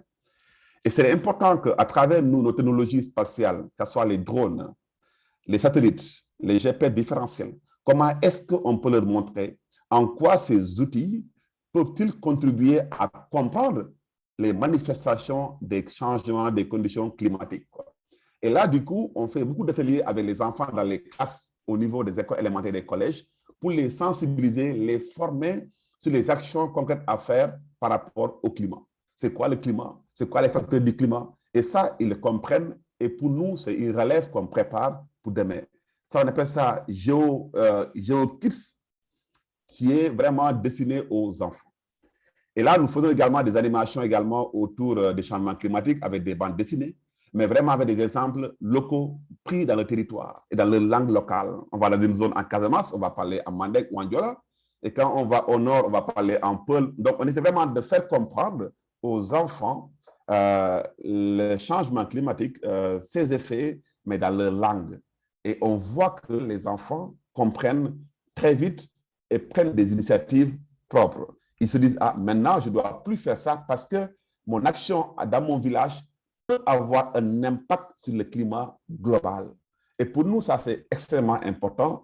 C'est au-delà des données. Quelle action devons-nous promouvoir, devons-nous provoquer chez les plus jeunes? Il y a aussi une action de 121. C'est une autre initiative que nous avons mise en place, dont l'objectif est de pouvoir, avec une communauté d'acteurs, arriver à cartographier les zones inondées au Sénégal. On a développé une application mobile qui est aujourd'hui sur Android qui marche au Sénégal, où on a pu établir des cartes de vulnérabilité de plusieurs villes au Sénégal. On essaie de voir dans ces zones-là quelles sont les zones aujourd'hui qui sont les plus exposées aux inondations. Et ce n'est pas que pluvial, parce qu'on prend également la dimension du 3, la dimension Z à travers l'altimétrie, voir un peu quelles sont les zones basses et en quoi aujourd'hui, s'il y a des problèmes au niveau du fleuve ou de l'océan, quelles sont les zones qui sont impactées ou qui sont potentiellement exposés par rapport à ces phénomènes climatiques que nous vivons tous. Et là, du coup, on a essayé de voir aussi les populations faire des cartes là dans leur langue locale. Ils savent dans leur ville et dans leur village quelles sont les zones aujourd'hui où des actions s'imposent pour le faire. Ça, c'est une action 221 et aujourd'hui, nous avons une communauté autour dans le Sénégal et nous avons d'autres pays également, que ce soit le Tchad, le Niger, le Mali, la Côte d'Ivoire, où on va développer la même application avec tout le pays. Donc ça, c'est une chose qui a aujourd'hui un grand succès et qui marche hyper bien. Et après, maintenant, je voulais juste peut-être vous montrer, il y a une vidéo, peut-être que je peux envoyer le lien sur le YouTube pour ceux qui sont intéressés, voir un peu ces différentes activités qu'on a pu faire, quelles sont les vidéos qui résument assez bien. En résumé, nous essayons d'avoir l'approche inverse. C'est en quoi nos résultats scientifiques peuvent être des preuves palpantes qu'on doit transmettre aux populations locales pour qu'elles comprennent, qu'elles agissent contre les changements climatiques ou pour faire face aux changements climatiques. Et pour nous, c'est l'action, en fait. Parce que les gens ont beaucoup parlé, mais je pense que ce qui manque, c'est l'action sur le terrain. Les populations vivent ces changements climatiques, vivent les effets du climat, mais beaucoup ils sont de manière passive. Et souvent, beaucoup, on parle dans nos langues, dans le langage scientifique, mais ce qui manque, comment traduire ces résultats scientifiques en langage commun pour que ceux qui vivent le plus ces phénomènes-là puissent arriver à comprendre cela.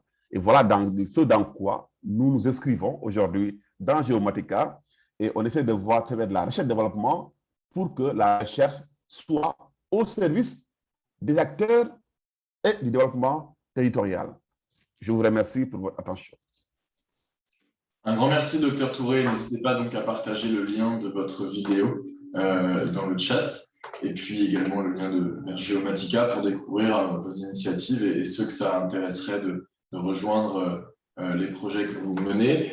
Vous avez insisté sur finalement la création d'un langage commun qui puisse nous permettre à tous de comprendre les risques climatiques auxquels nous nous exposons et de comprendre les données que nous aurons réussi à collecter à travers la géomatique, à travers les systèmes de mesures atmosphériques que nous a présenté Thomas, les données d'activité qui vont nous permettre de constituer des bases carbone que nous a présenté Joël Riatou. Et donc, il y a un enjeu de formation pour pouvoir comprendre ces données sur lesquelles vous avez insisté. Thibault Lacombe, tu es ingénieur et tu travailles avec Climate Change tu vas travailler avec Climate Change pendant longtemps. Aujourd'hui, tu diriges Calendar, une petite start-up que tu as fondée il y a 2 ans maintenant, je crois. Et justement, toi, cet enjeu de l'analyse et de la compréhension de ces données, c'est ce que tu essayes de résoudre, c'est ce que tu essayes de faciliter grâce à Calendar et à l'intelligence des données que tu proposes. Tu as notamment développé un projet, en tout cas participé à un projet d'évaluation de l'impact du changement climatique sur le développement du système électrique au Burkina Faso. Tu vas nous en parler. La parole est à toi. Merci. Effectivement, ma présentation va venir juste dans la suite de celle de M. Touré. La question qu'on se pose, nous, c'est d'essayer de prévoir les événements avant qu'ils surviennent. Il y a des évolutions en cours, des évolutions du climat en cours qu'on peut observer, qu'on peut documenter, mais on voit aussi des événements qui arrivent et qui sont sans précédent. On peut penser par exemple au val de chaleur qu'il y a eu en Algérie ou au Maroc cet été, au Canada également, à la sécheresse à Madagascar, à la sécheresse en Afrique du Sud il y a quelques années. Bon, si on n'est pas capable d'anticiper ces événements, on risque de les subir très durement.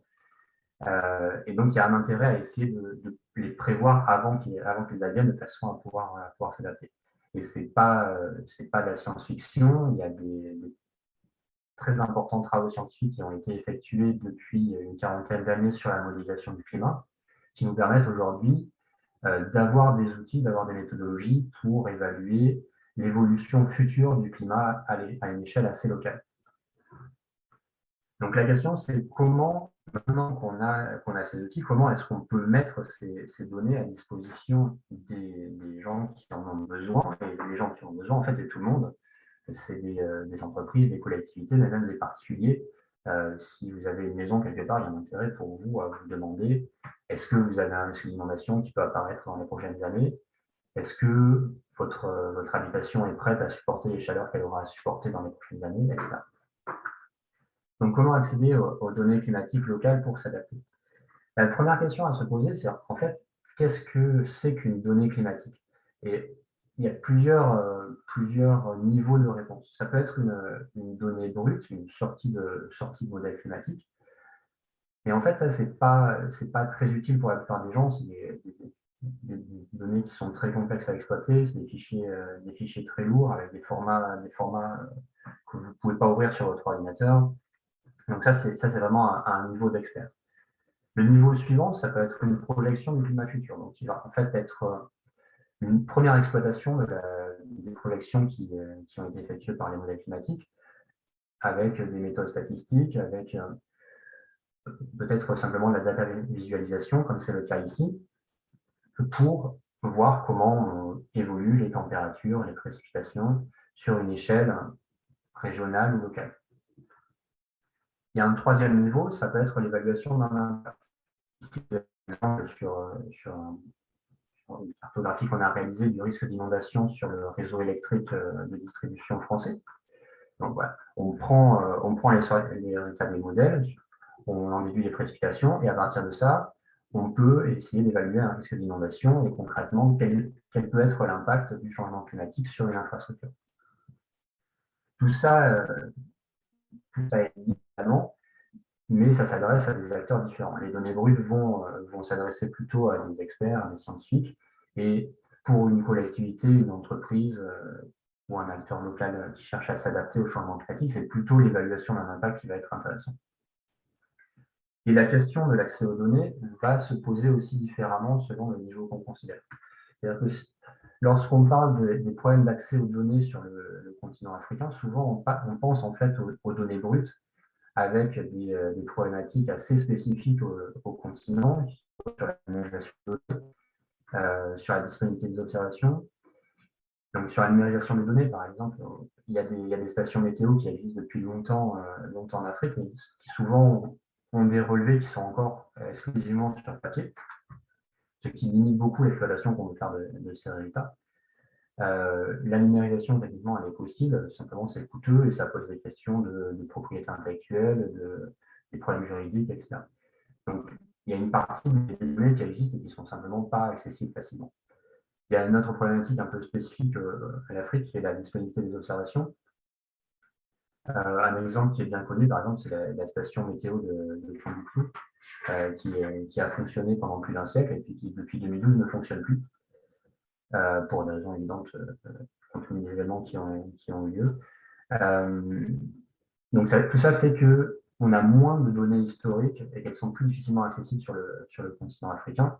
Et ça va avoir un impact sur la performance des modèles parce que quand on essaye de faire des projections du climat futur, on a besoin de données passées pour calibrer les modèles, pour vérifier leur bon fonctionnement, etc.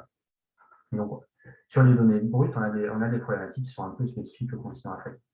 Par contre, si on parle des évaluations, là, on a des problématiques qui finalement ne sont plus spécifiques au continent, mais qui sont des problématiques qu'on rencontre partout. Et essentiellement, le problème, c'est que les besoins sont immenses par rapport aux capacités à produire des évaluations d'impact. Une évaluation d'impact, c'est forcément local. Si on considère un risque d'inondation, par exemple, une différence de 100 mètres dans la position d'un bâtiment peut faire qu'il sera inondé ou pas. C'est nécessairement local. Donc, il y a énormément de besoins et peu de capacité à produire. Les compétences techniques qui sont nécessaires pour faire ça sont importantes et très spécialisées. Ce n'est pas forcément des choses qu'on peut retrouver dans d'autres domaines. Et il y a besoin aussi d'accès à des moyens de calcul qui ne sont pas forcément à la portée de tout le monde. Donc, il y a un gros problème sur l'évaluation d'impact et sur la disponibilité de données locales d'évaluation d'impact, mais encore une fois, ce n'est pas un problème qui est propre à l'Afrique. C'est un problème qui est vraiment général. Et la solution qui commence à émerger face à ça, c'est le développement de ce qu'on appelle les services climatiques. Un service climatique, c'est quoi? C'est une activité qui consiste à transformer la connaissance scientifique en information exploitable sur le terrain Donc, prendre des résultats qui sont un peu abstraits et en faire une évaluation qui vraiment va permettre de s'adapter, de connaître les risques et de s'adapter. Ça passe par plusieurs étapes. On va partir de données qui sont des données climatiques, mais aussi des données, par exemple de géographie physique, d'élévation, de nature des sols, etc. Il faut y accéder, il faut faire un certain nombre de pré-traitements. On va avoir une étape de modélisation des impacts. Par exemple, si j'ai l'évolution de la température et des précipitations, quel est l'impact sur la production d'un type de culture. Donc, il va falloir mettre un modèle de croissance de la végétation entre les deux pour obtenir vraiment une information qui soit concrète. Et une fois qu'on a cette information concrète, il y a une étape de mise en forme de façon à ce que cette donnée, qui est un ensemble de chiffres, puisse prendre une forme qui est réellement exploitable. Ça peut être d'écrire un rapport, ça peut être de produire un graphique, ça peut être de faire un tableau qui soit lisible et adapté à l'utilisation qu'on souhaite en faire. Donc tout ça, c'est un processus qui prend du temps, qui nécessite une expertise, mais qui est indispensable. On entend souvent que la data, que la donnée, c'est le pétrole du XXIe siècle. Le pétrole n'a pas beaucoup de valeur si on n'a pas la capacité à l'extraire, à le raffiner, à le distribuer. Et c'est la même chose pour les données, et c'est la même chose en particulier pour les données climatiques. Il faut, à partir de données qui maintenant existent, avoir toute l'infrastructure pour l'utiliser réellement de façon concrète sur le terrain. Et évidemment, il y a un enjeu éthique qui est de donner accès le plus largement possible à ces informations. C'est-à-dire qu'encore une fois, tout le monde a besoin de savoir quels sont les risques climatiques auxquels ils exposent parce que tout le monde est potentiellement exposé. Donc, comment on fait pour que ces informations ne soient pas réservées aux grandes entreprises, aux grandes collectivités, aux pays riches? C'est une vraie problématique, pas encore évident qu'il y ait des solutions. Nous, le pari qu'on fait avec Calendar, c'est d'essayer d'automatiser ce processus, d'essayer de mettre en place une infrastructure qui puisse fonctionner avec une intervention humaine minimale, de façon à réduire le coût et la durée du traitement nécessaire, pour mettre à disposition une information locale sur les risques climatiques et permettre l'adaptation. Ouais, juste conclure là-dessus, sur le fait qu'il y a un enjeu et nous, notre volonté, c'est d'essayer d'y répondre en rendant l'évaluation des risques climatiques la plus accessible possible, de façon à ce que tout le monde puisse avoir une chance de s'adapter à ce grand défi qui est face à nous.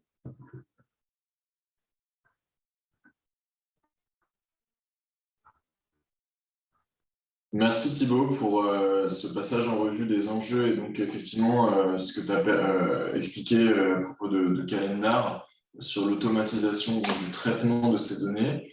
On a observé donc avec le docteur AMP qu'il y avait un certain nombre de pays qui aujourd'hui ne disposaient pas, auprès en tout cas des grandes bases de données internationales comme l'Agence internationale de l'énergie ou la Banque mondiale, qui ne disposaient pas d'inventaire d'émissions. On a évoqué plusieurs pistes pour améliorer la collecte et le traitement de ces données. Et donc, toi, tu nous proposes avec Calendar d'automatiser un petit peu cette analyse de la data.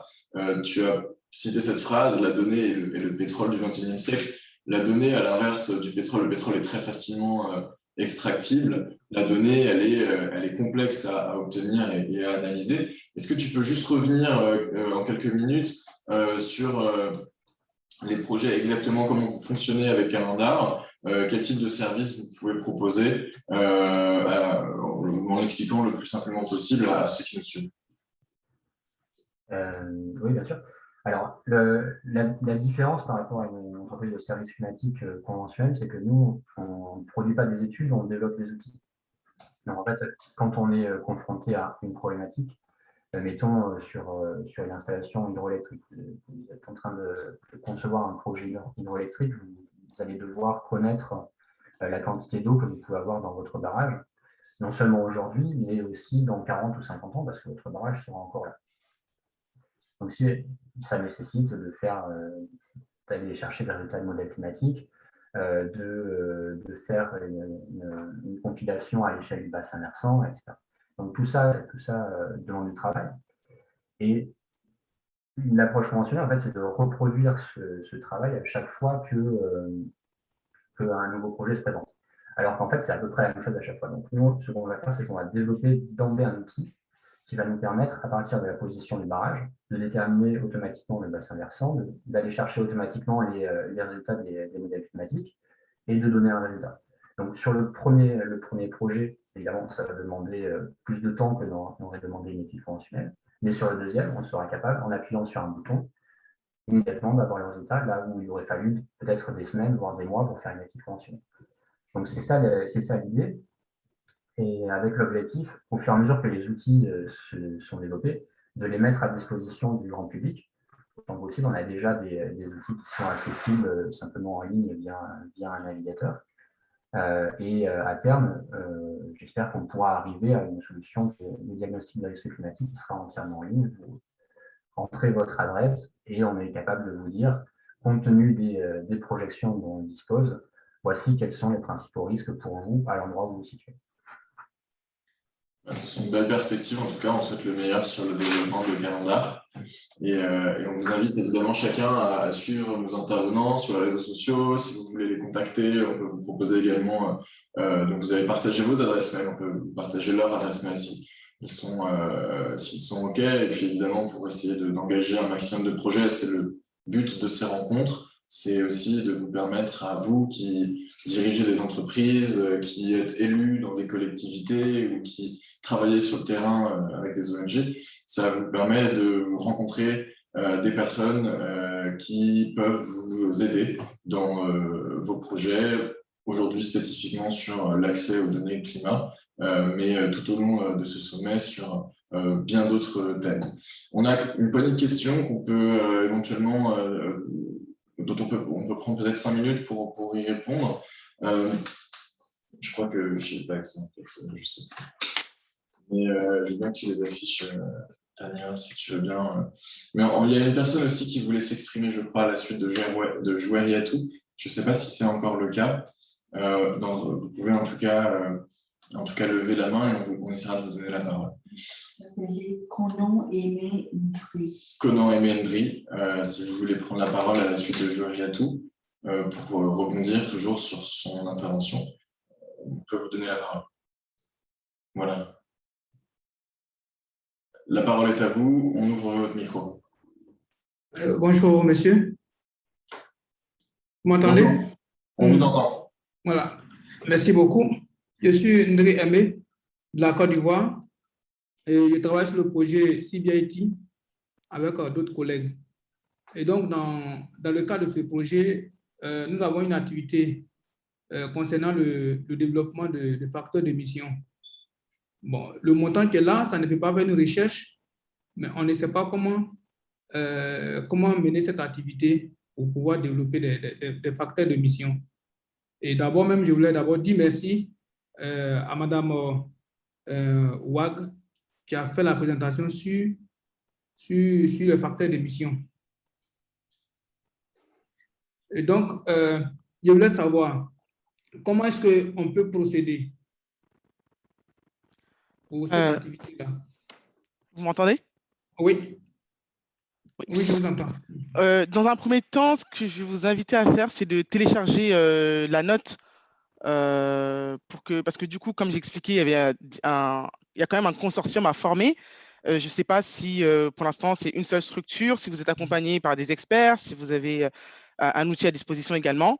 Donc, la première chose à faire, c'est vous pouvez télécharger la note, essayer de réaliser vous-même la cartographie des acteurs.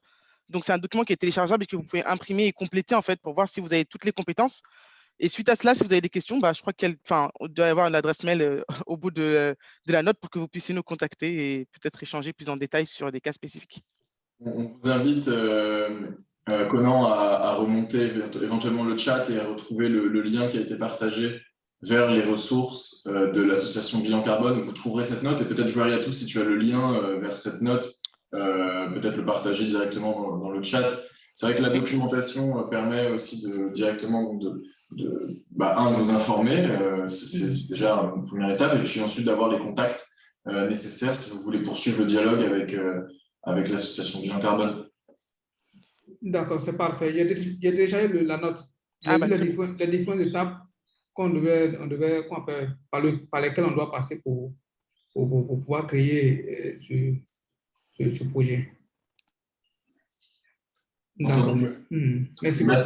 Merci à vous pour cette question, du coup, très concrète, et on espère que vous allez pouvoir mener à bien votre projet. On a peut-être d'autres questions écrites sur lesquelles on peut revenir. Donc, on a parlé plusieurs fois de la formation. On a essayé d'y répondre avec donc l'association Bilan Carbone, également l'Institut de formation carbone. On vous invite à consulter sur Internet. Si vous me permettez, oui. Très rapidement, quelle est la différence entre ce projet et le MRV? Le MRV, c'est-à-dire le mesurer, réduire et c'est quoi le V déjà? Vérifier. Vérifier. Floriatou, est-ce que tu veux répondre à ça? Je n'ai pas tous les tenants et les aboutissants du MRV, mais c'est indépendant et probablement que la comptabilité peut alimenter le MRV. Mais l'objectif premier de développer une base, c'est vraiment pour que les organisations, les collectivités également, puissent calculer leur propre empreinte carbone pour pouvoir la réduire. Ça me permet de répondre à une autre question que j'avais vue. Quel est l'intérêt de construire sa propre base carbone? Si par exemple, vous prenez les facteurs d'émission de la base carbone pour faire de la comptabilité, je ne sais pas moi, au Cameroun, et que le facteur d'émission baisse parce qu'il y a évolution de la technologie en France, par exemple sur les transports, et que dans 2 ans, vous recalculez votre empreinte au Cameroun et que vous allez vous dire, youpi, elle a baissé, mais en fait, elle n'a pas vraiment baissé parce que c'est dû à une technologie qui a été développée ailleurs et qui ne reflète pas le contexte local. Donc voilà. Oui, MRV, mesurer, rapporter, vérifier. C'est un acronyme qu'on croise souvent et dont on oublie parfois la signification, mais il y a aussi une dimension réglementaire, évidemment. Parfois, le MRV est directement une pratique inscrite dans la loi pour un certain nombre de pratiques liées à l'environnement, à la gestion de l'environnement. C'est en tout cas une bonne pratique de gouvernance. Et donc, effectivement, après, on a une multitude d'outils, d'instruments pour le mettre en œuvre. Et là, spécifiquement, sur la mesure des gaz à effet de serre, la comptabilité carbone et les bases carbone en sont la première étape. Je vais peut-être revenir du coup aux dernières questions, Tania, si tu peux me les diffuser à nouveau, écrites. Donc, on avait une intervention liée à la présentation de M. Touré sur la géomatique.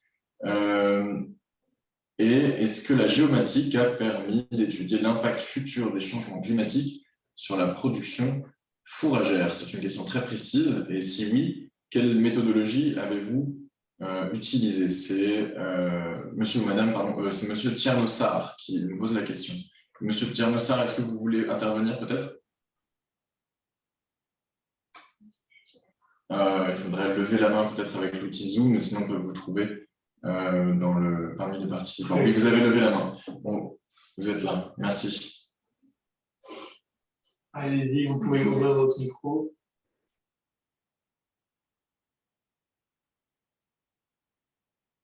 Il vous suffit d'ouvrir votre micro désormais en bas. Voilà, c'est bon. Est-ce que vous m'entendez? Oui, bonjour madame. Excusez-moi. Bonjour, est-ce que vous m'entendez? On vous entend bien, oui. Bonjour, je me présente, c'est Tiernossard. Je suis assistant à la division changement climatique de la direction de l'environnement et des services classe du ministère de l'Environnement. Bon, tout d'abord, je félicite M. le Dr Touré de sa présentation.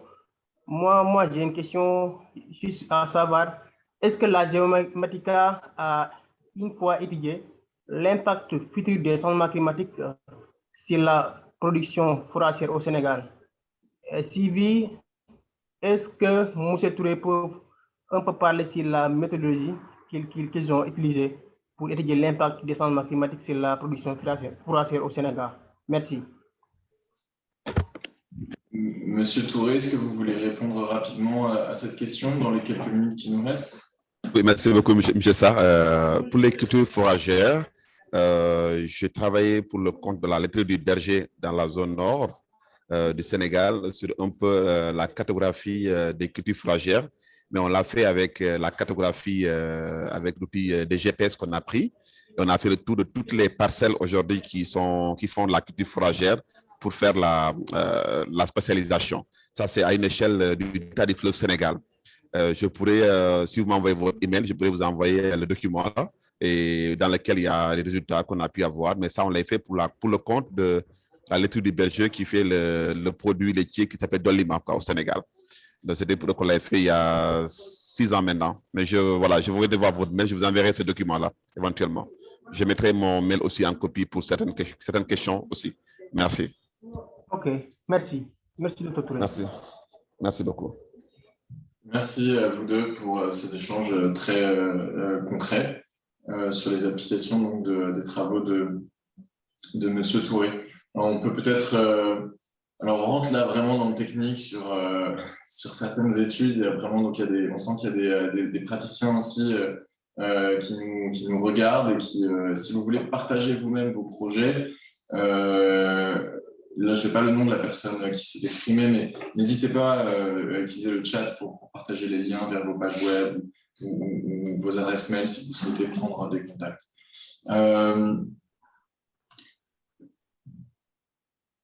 En quoi est-ce fondamental? Ah, la question ouverte peut-être pour conclure. C'est vrai que Thibaut, tu as un petit peu évoqué la question.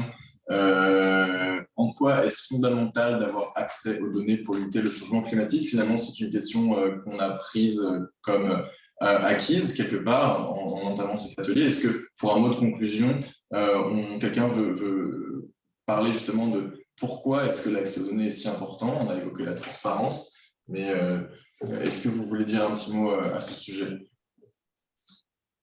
Peut-être Thibaut, toi qui a rebondi, enfin qui a en tout cas présenté avec tes slides quels étaient les enjeux. Est-ce que tu veux un petit mot de la fin à ce sujet? Oui, alors ça va être un mot sur l'adaptation spécifiquement, mais en fait, ce qu'on voit, c'est qu'on est face à des phénomènes qui sont nouveaux sur les endroits où ils se produisent. Un exemple très, très récent, c'est les 50 degrés qu'on a atteints au Canada cet été. Donc, si ça n'a pas été anticipé, tous les infrastructures, tous les équipements, tout est conçu sur des hypothèses différentes. Donc, et on ne peut pas s'adapter spontanément comme ça quand le phénomène se produit, surtout sur des systèmes techniques qui ont des durées de vie longues. Donc, pour l'adaptation, c'est indispensable d'avoir accès à des données climatiques simplement pour savoir à quoi on doit s'adapter. Et éviter soit de tabler sur des données historiques qui ne sont plus d'actualité, soit de chercher à trop se protéger, ce qui va avoir un coût important dans un environnement où les moyens sont limités. Entendu, merci donc pour effectivement cet éclairage. Je rappelle qu'on a des objectifs climatiques internationaux à 2050-2030 et qu'on ne saurait y répondre, que ce soit en réduisant les émissions de gaz à effet de serre ou en s'adaptant aux conséquences actuelles du changement climatique. On ne saurait y répondre sans un minimum d'anticipation et donc les données nous permettent d'anticiper au mieux. Je remercie l'ensemble de nos panélistes pour leur contribution. Je remercie également tous les participants qui ont suivi ce focus. Je vous invite également à nous rejoindre donc, pour la fin de ce sommet cet après-midi jusqu'à la plénière de clôture. Cet après-midi, nous avons donc un atelier sur l'accès à l'énergie et l'efficacité énergétique et un focus sur la Grande Muraille Verte et les corridors de biodiversité en Afrique avant donc la plénière de clôture. Je vous remercie. À très bientôt. Merci. Merci, au revoir. Merci, au revoir. Merci, bye.